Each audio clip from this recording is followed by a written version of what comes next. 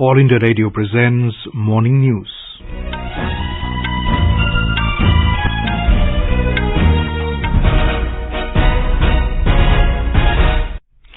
Good morning, I'm Abhishek Mukhopadhyay and with me is Sarabjit Kaur. The headlines. Prime Minister Narendra Modi to inaugurate and lay foundation stone of various projects in Gujarat today. Centre approves highest ever fair and remunerative price of 305 rupees per quintal for sugarcane farmers. Government to introduce new technologies to replace toll plazas in the country to ensure smooth movement of vehicles. Enforcement Directorate seals premises of Congress-owned Young Indian in Delhi in the National Herald money laundering case. Centre announces free entry for visitors at all protected monuments from 5th to 15th August. India and US to hold mega military exercise in Uttarakhand's Oli in October. US House Speaker Nancy Pelosi arrives in South Korea after concluding historic visit to Taiwan, says America is determined to preserve democracy in Taiwan and around the world. And in Commonwealth Games, Indian judoka Tulika Man claims silver. India's Tejaswin Shankar bags historic bronze in the men's high jump. Saurav Ghoshal becomes first Indian squash player to clinch an individual medal at the Games. India wins 2 more bronze in weightlifting.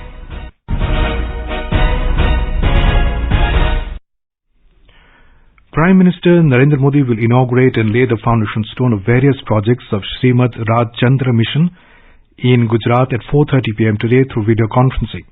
Mr. Modi will inaugurate Srimad-Raj Chandra Hospital at Dharampur in Valsar district. The cost of the entire project is around 200 crore rupees.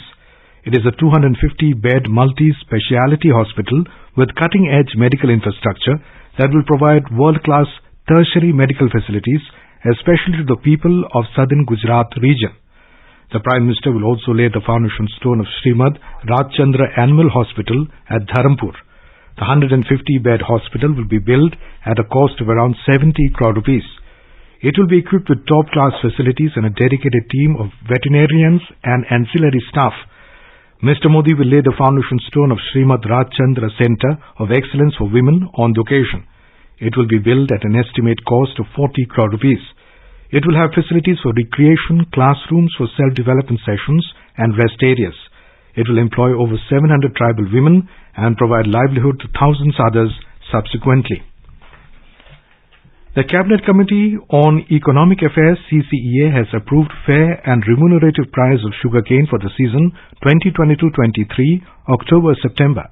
It has approved highest ever fair and remunerative price FRP of 305 rupees per quintal for sugarcane farmers. The FRP for sugar season 2022-23 is 2.6% higher than the current sugar season 2021-22. FRP of sugarcane is fixed to ensure a guaranteed price to sugarcane growers. The decision will benefit 5 crore sugarcane farmers and their dependents, as well as 5 lakh workers employed in the sugar mills and related ancillary activities. The government has said that optimum stock of food grains is available in the country. In a written reply in the Lok Sabha, Minister of State for Consumer Affairs, Food and Public Distribution, Sadhvi Niranjan Jyoti, denied that the food grain stocks in the country are on a 15-year low. She said the system of targeted public distribution system has been implemented throughout the country since 2013, covering a maximum of about 81.35 crore beneficiaries.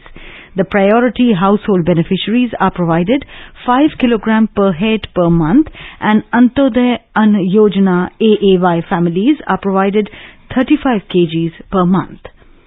The government is contemplating introducing new technologies to replace toll plazas in the country to ensure smooth movement of vehicles.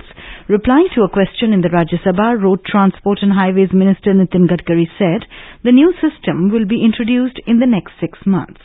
He said this system is important for providing relief to the people from traffic jam at toll plazas. We are in the solution in place of FASTag using the satellite by using GPS system in the car, and on the basis of that our idea was to take the toll, and it can be easy also. The FASTag issued till date is 5 crore 56 lakh. Average daily collection via FASTag is 120 crore rupees per day and penetration of FASTag is 96.6%, approximately 97%. And the 3% people, habitually, they are paying double toll, but they don't want to pay FASTag. The Parliament has passed the National Anti-Doping Bill 2021 with the Rajya Sabha approving it unanimously. The Lok Sabha has already passed the bill. The bill prohibits athletes, athlete support personnel and other persons from engaging in doping. Under the new legislation, violation of anti-doping rules may result in disqualification of results, including forfeiture of medals, points and prizes, ineligibility to participate in a competition or event for a prescribed period and financial sanctions. Currently, anti-doping rules are implemented by the National Anti-Doping Agency, NADA, which was established as a society. The bill provides for constituting NADA as a statutory body headed by a Director General appointed by the central government. Moving the bill in the Rajya Sabha, Union Minister for Youth Affairs and Sports, Anurag Thakur, said that the legislation is intended to protect the interest of sportspersons and provide benefit to the athletes by creating awareness among them about doping. कुल मिलाकर sir इससे खेल और खिलाड़ियों को लाभ मिलेगा क्योंकि सर अगर कोई भी व्यक्ति डोप करता है और वो पाया जाता है टेस्ट में, न केवल उसकी भागीदारी खत्म हो जाती है बल्कि साथ ही साथ हमारे मेडल जीतने की संख्या भी उस दृष्टि से कम हो जाती है। तो इसके बारे में जागरूकता भी बढ़े, टेस्टिंग भी हो, सुविधाएं भी बढ़े, तो खेल और खिलाड़ियों के हित में इस बिल को लाया गया है। On the other hand, nominated member P.T. Usha said the country is making unprecedented progress in various fields, including sports after 2014. She stressed on the need to create more awareness about the abuse of performance-enhancing drugs. I am happy to state that after 2014, our country has been making enviable progress in various fields, including unparalleled achievements in field of sports. And that is why today's generation and experiencing district to district better training facilities in varieties of sports. Facilities such as synthetic tracks, swimming pools and gymnasiums and other amenities are being made readily available. The Energy Conservation Amendment Bill 2022 is listed in today's business of Lok Sabha for consideration and passing. In the Rajya Sabha, the Family Courts Amendment Bill 2022 is scheduled to be taken up for discussion. The Enforcement Directorate has sealed the Young Indian office at the Herald House in New Delhi. The agency has instructed that the premises will not be opened without its prior permission. The ED took action a day after the agency carried out searches at 12 locations in the National Herald money laundering case. The ED is investigating alleged financial irregularities at Congress-promoted Young Indian Private Limited, which owns the National Herald newspaper. The National Investigation Agency, NIA, has arrested 2 more accused in connection with the murder of Umesh Kole at Amravati in Maharashtra. The number of accused arrested in the case so far has reached 9. 54-year-old chemist Umesh Kole was stabbed to death on 21st June for purportedly sending a post supporting former spokesperson of Bharatiya Janata Party Nupur Sharma on a social messaging platform. The NIA, which is probing this case, has now apprehended Murshid Ahmed, Abdul Rashid and Abdul Arbaz Abdul Salim. The NIA team has started questioning the accused and it is likely that the houses of the accused will be searched. They will also be brought before the court where the NIA will request custody. As of now, the NIA has detained 7 persons in connection with Kole's murder. A special NIA court remanded all 7 accused to 14-day judicial custody. The Maldivian President Ibrahim Mohammed Solih has invited Indian industry to invest in Maldives. Addressing the India-Maldives Business Forum in Mumbai yesterday evening, President Solih said there are investment opportunities in Maldives in various fields besides tourism and Indian entrepreneurs should invest more in Maldives. President Solih is currently on a 4-day visit to India at the invitation of Prime Minister Narendra Modi. Indian Oil Corporation Limited, Iocl, has signed an MOU with the Bangladesh Roads and Highways Department in Dhaka for the emergency supply of petroleum goods through Bangladesh territory to India. The Indian High Commission in a tweet said this is an interim setup to facilitate urgent supply of petroleum products due to damage caused by the flood in Assam this year. The petroleum tankers will enter from Meghalaya and will go to Tripura, crossing through the Bangladesh territory. India and the US will conduct a fortnight-long mega military exercise in Uttarakhand's Oli in October this year. The 18th edition of exercise Yudh Abhyas is scheduled to take place from 14th to the 31st of October. A number of complex drills have been planned for the mega exercise, which is aimed at enhancing understanding, cooperation and interoperability between the two armies. The last edition of the exercise took place in October last year in Alaska in the US. The India-US defense ties have been on an upswing for the past few years. In June 2016, the US designated India a major defense partner.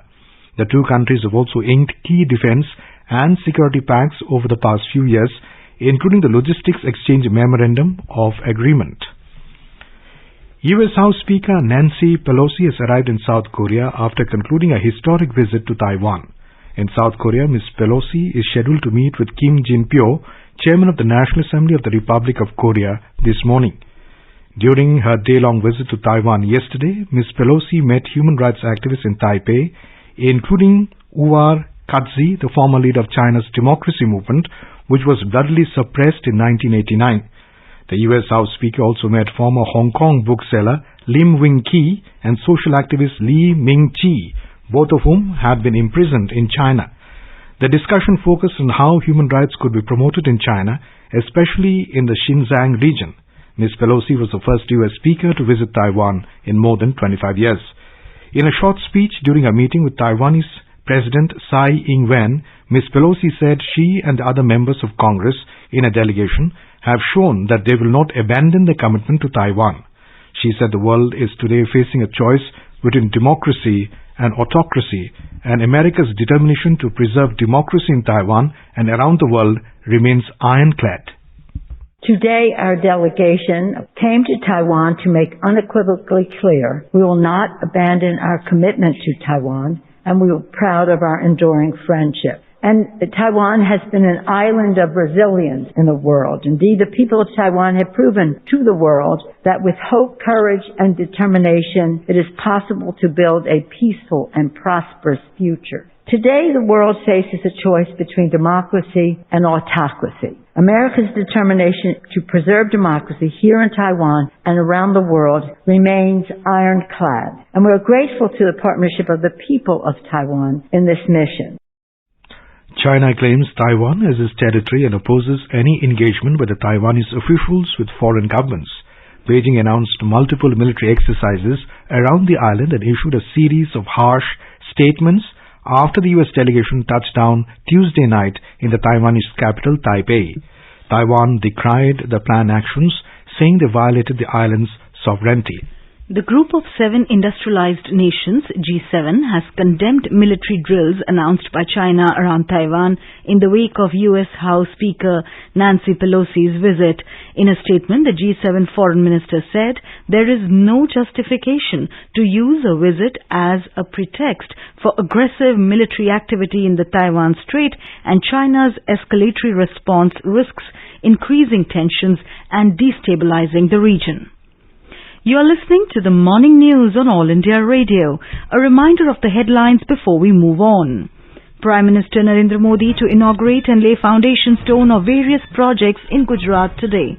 Centre approves highest ever fair and remunerative price of 305 rupees per quintal for sugarcane farmers. Government to introduce new technologies to replace toll plazas in the country to ensure smooth movement of vehicles. Enforcement Directorate seals premises of Congress-owned Young Indian in Delhi in National Herald money laundering case. Centre announces free entry for visitors at all protected monuments from 5th to 15th August. India and US to hold mega military exercise in Uttarakhand's Oli in October. US House Speaker Nancy Pelosi arrives in South Korea after concluding historic visit to Taiwan, says America is determined to preserve democracy in Taiwan and around the world. And in Commonwealth Games, Indian judoka Tulika Man claims silver. India's Tejaswin Shankar bags historic bronze in men's high jump. Saurav Ghoshal becomes first Indian squash player to clinch an individual medal at the Games. India wins 2 more bronze in weightlifting. For quick news updates round the clock, follow us on our Twitter handle @AIR News Alert. Akashvani आपके लिए लेकर आया है कार्यक्रम एक कदम और बुजुर्गों के लिए। 7 अगस्त को प्रसारित होने वाले हमारे कार्यक्रम का विषय है वरिष्ठ जन के लिए बैंकिंग सुविधाएं। आप अपने सवाल हमें 4 अगस्त तक भेज सकते हैं। हमारा व्हाट्सएप नंबर है 9289094044। आप अपने सवाल हमें इस पते पर ईमेल भी कर सकते हैं, एक कदम और airnews@gmail.com। अपने बिजनेस को बढ़ाने के लिए लीजिए आकाशवाणी का सहयोग और दीजिए उसे बुलंदियों के पंख। आपका बिजनेस लोकल है या राष्ट्रीय, आकाशवाणी देती है उपभोक्ताओं तक पहुंचने का हर विकल्प। और अब तो आप घर, दफ्तर या दुकान पर बैठे बैठे कर सकते हैं आकाशवाणी के किसी भी केंद्र के लिए विज्ञापनों की बुकिंग। आकाशवाणी के विभिन्न चैनलों पर विज्ञापन देना सुलभ और सस्ता। बुकिंग है तो संपर्क करें 8700014242 पर 8700014242। Welcome back. You're listening to the morning news. The government has made entry free for the visitors and tourists to all its protected monuments and sites across the country from tomorrow till the 15th of this month. In a tweet, Tourism Minister G. Kishan Reddy said the decision has been taken under the aegis of Azadi Ka Amrit Mahotsav to mark 75th Independence Day celebrations. The Director General of Archaeological Survey of India has said that no fee will be charged at all the ticketed centrally protected monuments and archaeological sites between 5th and 15th August. Telangana Governor Tamilisai Soundarajan interacted with students of various state universities to understand their problems. The governor heard the problems of every student who came to Raj Bhavan and assured them that she will bring the issues to the notice of the authorities concerned and find solutions. She also asked them to take active part in the Har Ghar Tiranga program as part of the Azadi Ka Amrit Mahotsav celebrations.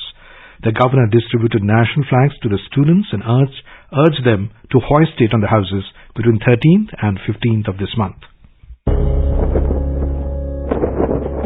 अब हर घर की छत पर शान से फहरेगा तिरंगा, गुनगुनाए जाएंगे नव विकास के गीत, आन बान शान का प्रतीक राष्ट्रध्वज तिरंगा। आइए आजादी के अमृत महोत्सव के पावन अवसर पर इस स्वाधीनता दिवस हर घर फहराते हैं तिरंगा और लेते हैं भव्य और सशक्त भारत के निर्माण का संकल्प। आइए हर घर फहराएं तिरंगा।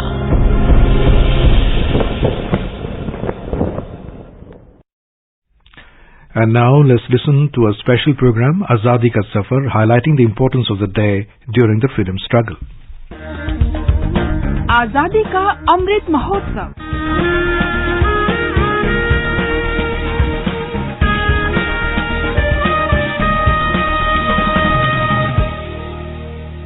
Azadi Ka Safar with AIR News. Birth of a Nation. India's glorious freedom struggle is one of the greatest struggles the modern world has ever witnessed. AIR News brings you a glimpse of the struggle every day.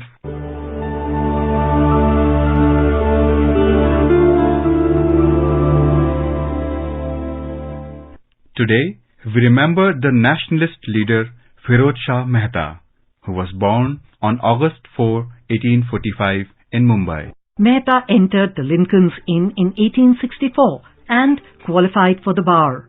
After being called to the bar, he left for home in September 1868. While in England, he used to visit Dadabhai Naroji, and these visits were to remain as an important influence in molding his liberal outlook. Besides Telang and Badruddin Tayabji, some of his close friends were Ranade, Gokhale, Dinshaw Vacha, Umesh Chandra Banerjee and Bal Mohan Bagle. Education absorbed his interests throughout his life. Firoz Shah Mehta saw in education the means by which India could modernize itself rapidly. He helped in the establishment of a Swadeshi Bank, the Central Bank of India. Firoz Shah Mehta is remembered mainly as the founder of the modern Bombay Municipal Corporation, which he fostered and served in a distinguished manner for nearly half a century. He was mainly responsible for the founding of an English newspaper, the Bombay Chronicle, which became an important agency for expressing Indian public opinion. Along with Justice Telang, he founded the Bombay Presidency Association in 1885 and served as its secretary. Firozshah Mehta was one of the founding members of the Indian National Congress. He presided over the Congress session held in Kolkata in 1890. In his presidential address, Firozshah Mehta said, "All movements of the kind in which we are concerned pass through several phases as they run their course. The first is one of ridicule, that is followed by one of abuse, which is usually succeeded by partial concession, accompanied by warnings against taking big jumps into the unknown. The final stage of all is substantial adoption of the object of movement with some expression of surprise that it was not adopted before. We have pretty well passed the first two stages. We have survived the ridicule, the abuse, and the misrepresentation." We remember the martyr Ramakrishna Biswas. He was a member of Master Das Surya Sen's group of revolutionaries.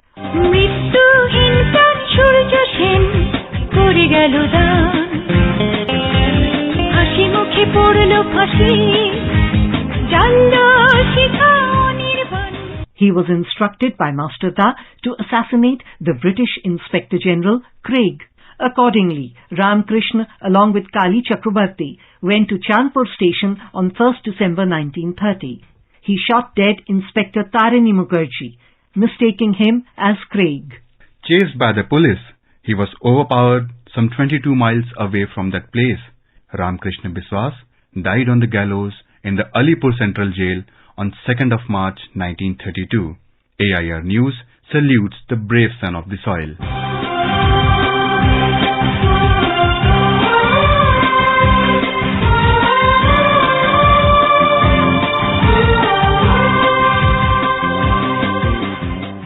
August is also the death anniversary of Lal Singh. He was born in 1890 in Punjab. After being transported to the Andaman Islands, he established his business there. Lal Singh joined the Indian Independence League, raised funds for it, and donated the amount to Netaji during his visit to the islands. The Japanese forces arrested him in January 1944 on the false charge of spying for the British and put him in the cellular jail. He was released later, but arrested again and was thrown into the sea on 4th August 1945. We salute the brave son of the soil.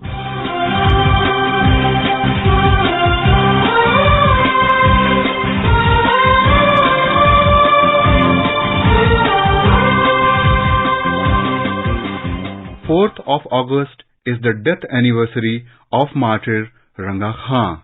He belonged to the 12th Irregular Cavalry of the English East India Company. He left the company's army and took part in the First War of Independence in 1857. He was arrested for mutiny and plunder in Muzaffarpur. Ranga Khan was tried and hanged on 4th of August 1857. AIR News salutes the brave martyr.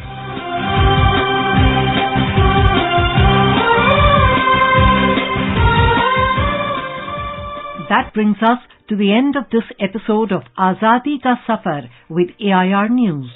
See you in the next episode tomorrow.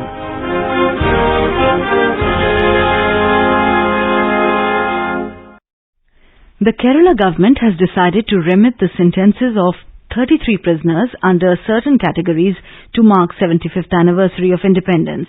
The Chief Minister's office stated that the decision is in tune with the Union Home Ministry's direction to state governments to give special remission to certain categories of prisoners as part of the Azadi Ka Amrit Mahotsav. The national capital reported its fourth confirmed case of monkeypox. With this, the total number of cases of the disease has gone up to 9 across the country. In view of the number of cases of monkeypox in India, the central government has issued a list of do's and don'ts to avoid contracting the infection. In a bilingual live phone-in program on health and wellness, Dr. Rupali Malik of Safdarjung Hospital, New Delhi, will be with us tonight to answer queries related to COVID vaccination, monkeypox and viral fever. This live program can be heard on FM Gold channel and additional frequencies from 9:30 p.m. onwards. Listeners can ask questions to the expert on telephone number 011-2342-1230 and 011-2342-1764.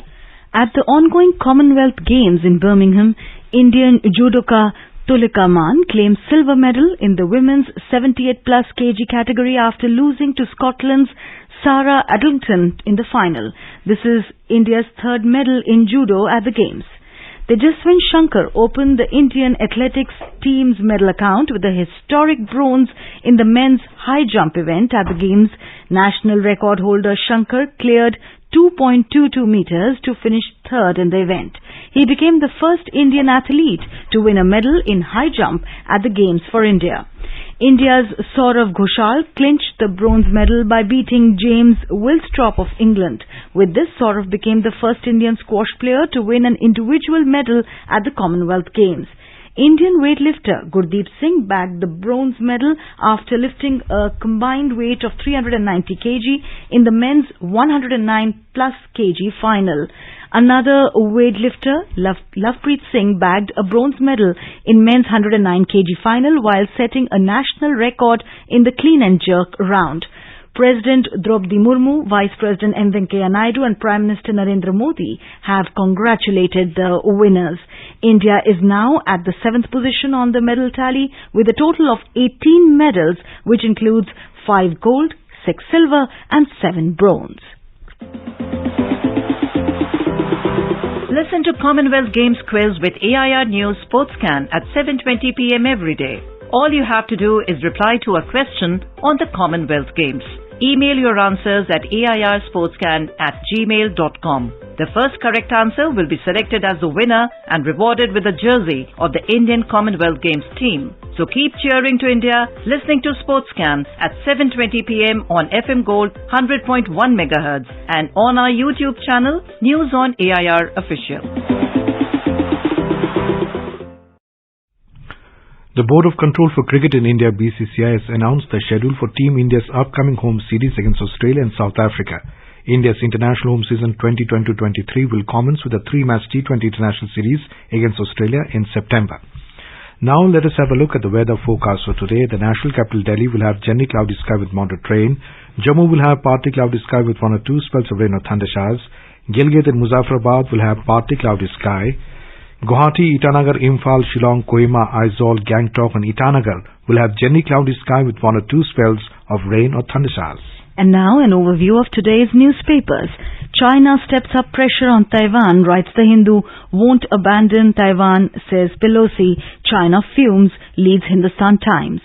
Cabinet okays climate action goals under Paris Agreement, says the Times of India, adding, but makes green power target conditional on global aid.